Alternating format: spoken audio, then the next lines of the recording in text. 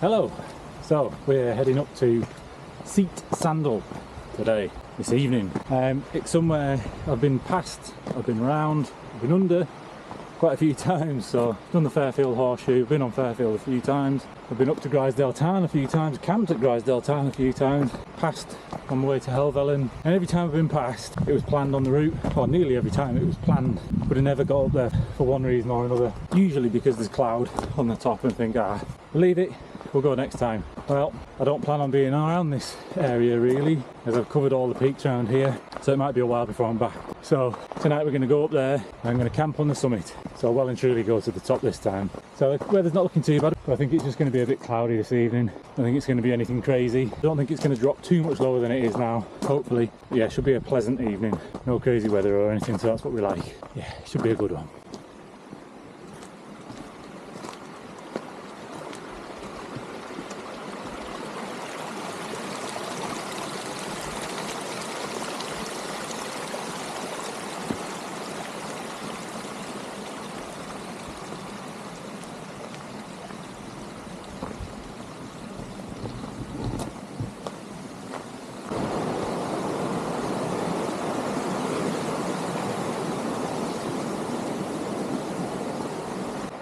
Always gets me thinking when you come across stuff like this. So, was this just like shepherd's huts? Was it somebody's family home? What was it? On the OS maps it just says there's a ford which is down there, which is what I've just been across. But what was this? There's clearly something walled over there, and then there's something here. This looks like a house or a barn, possibly a barn, I don't know. And then something that's possibly a sheep fold or a pen. It always makes you think, doesn't it? The history that's within our Lake District, is really rich, but it's predominantly sheep farmers, and obviously over in the Langdales there was the axe mines and things. But yeah, it was always considered as a pointless part of land. Way back in history, it was pointless. Nobody really bothered venturing up here because it's just full of hill folk and farmers. So it took a while before anyone actually came up here. I think the Romans were the first to actually properly get in amongst it and try and take over, but even they weren't that bothered. Yeah, but yeah, it just makes you wonder, doesn't it? I wonder what that was back in the day and how old it actually is. So for those of you that don't know, this is actually a section of the Coast to Coast Wainwright's Coast to Coast path. And this leads all the way up to Grisdale Tarn, and then down Grisdale Tarn over to Patterdale. And it's an absolutely stunning section up from Grasmere. It's beautiful. And then up there, don't know if you can see, but there's some waterfalls, some really beautiful terrain up at the top of here, just before you peek over to Grisdale Tarn. And then coming down through Grisdale Valley is absolutely stunning, really pretty valley.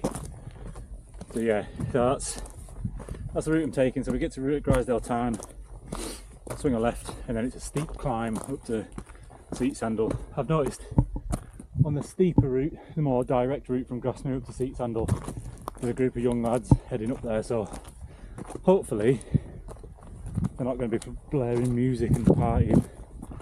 I mean, if they are, probably just drop down off the summit and go to a point where I can't hear them. But I probably will say something if they are going to, because that is not what the Lake District is about. If you want to do that, go to a campsite. That's not what the fells are for. Fingers crossed though, I'm sure there'll be a pleasant bunch.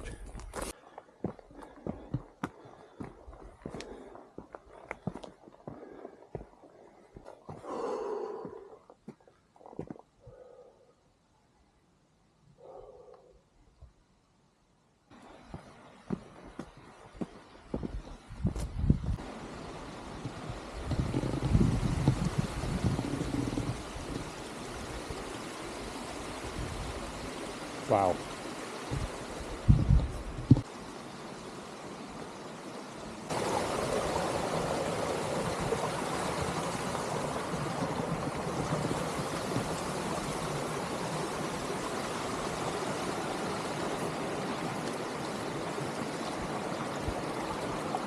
perfect chance to show you how I get my water. I bring the Catadin B3 everywhere, every walk I go on, and that's how I fill my bottles in the lake. So ideally you want to get running water. This filters out 99%, 99.999 whatever percent of everything, because it's got a little charcoal filter as well as the main filter. So if you want a faster water flow, you can take this out and just use that filter. But if you want absolutely bomb-proof water that you know is clean, pop that in there, screw that on, and then you can just fill this up in the water, in the stream, the beck, tarn, whatever, and you can drink straight out of the bottle.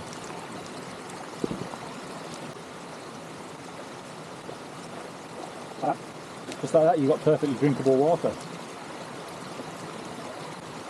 Does not get nicer than that. Just top it up and then we'll be on our way. So I'm not going to lie, I'm kind of struggling. So on Monday, or a week on Monday ago, set a 5k time on the treadmill in the gym. Something I've not done before. I've done like fell running, trail running, a little bit, just start getting into it. And I could do 8 miles, which is 10k plus. And I thought it's not actually that crazy difficult. Yeah, you're a bit stiff and sore the next day, but you know, more than manageable for me as a beginner, as a novice. And so I thought, yeah, I'm going to see what my 5k time is. So I did set a decent pace, 5k. Can't remember what my times were. But in doing so, obviously I'm not used to running on the hard, flat ground, and I really hurt my right Achilles tendon.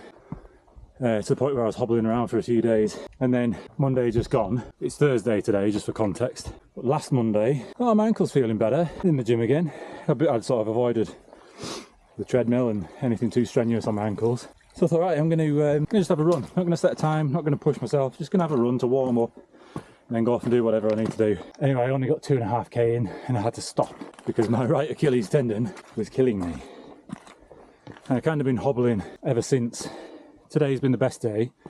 I've still got a slight limp, so probably shouldn't be out here doing this, but just taking it slow and steady, and yeah, away we go. But it kind of sucks, it hurts. So if I'm going a little bit slow, that is why I'm going slow. I'm just making excuses for myself, really.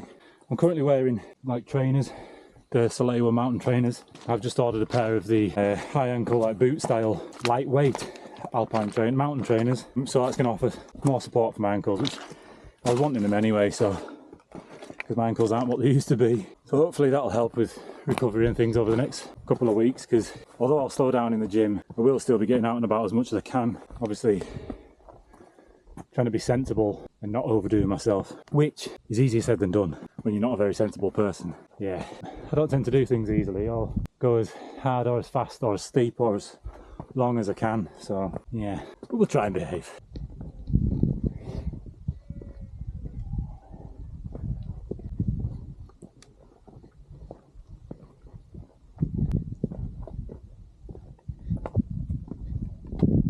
So that is us up to Grisdale town. So last time that we were up here, we came down off Fairfield. It was when we were doing Ambleside to Keswick, the highway.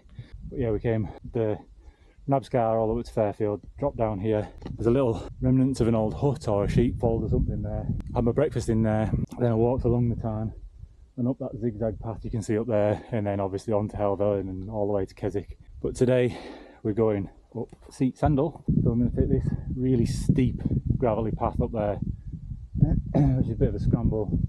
There's a direct route to the top and it looks pretty tasty. I like it. Might be a bit slow going, but sod it. We're here and we're doing it, so yeah, get with the programme. Tendon.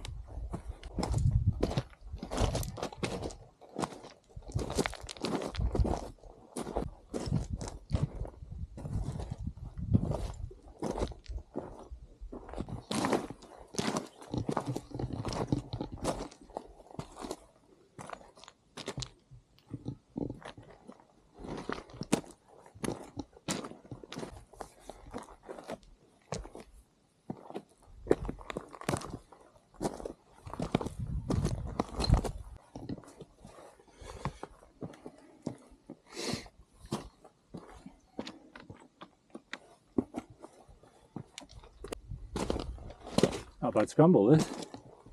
Very loose, but not bad.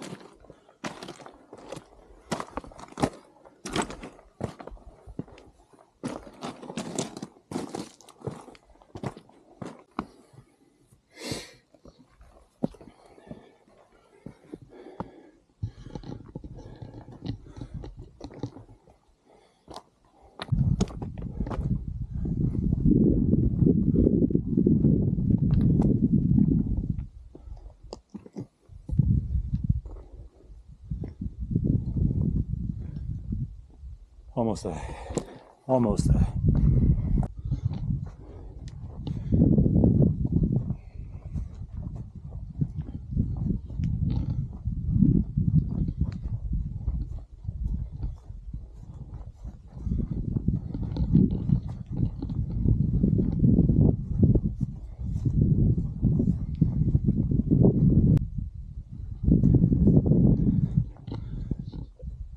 La summit.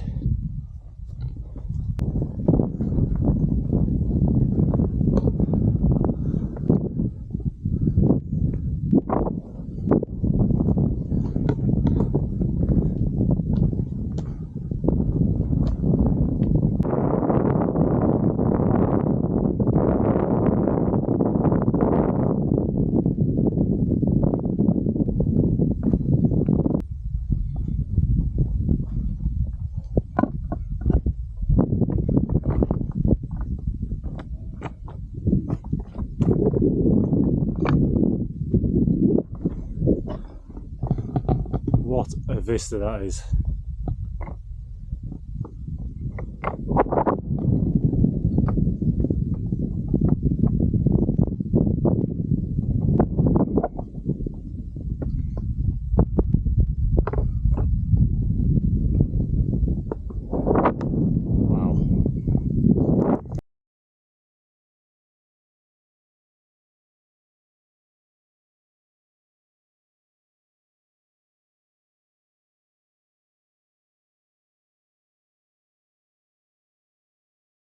Well, I've got a tent set up. Just gonna have a little wander over here, see what the view's like. Then I'm gonna go back to the tent, have my dinner, have a coffee, watch a film, and fall asleep. Get out of here bright and breezy in the morning. We're gonna go a different route back. Yeah, get a nice early start tomorrow because I've got to be away as per usual. Clouds descending a little bit. It looks beautiful over Scarfell Way, over that way. Beautiful with a cloud over there, and then on Fairfield over there, the clouds just touching the top, so we may get a bit of cloud on us tonight. Not the end of the world, because we'll be all wrapped up and snug as a bug in the tent, so yeah. Nice, there's nobody else about up here. I just thought there was going to be a group of lads, because I saw them coming up. Must have stopped off a bit further down, which is nice. I like that. Good for me.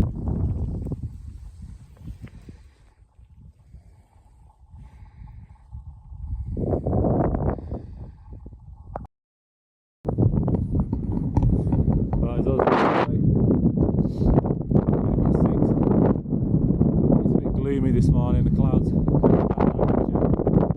doesn't look great, looks like it might get wet, so I want to get packed up nice and early and get out of here before we get wet. I don't want to pack a wet tent away if we can help it.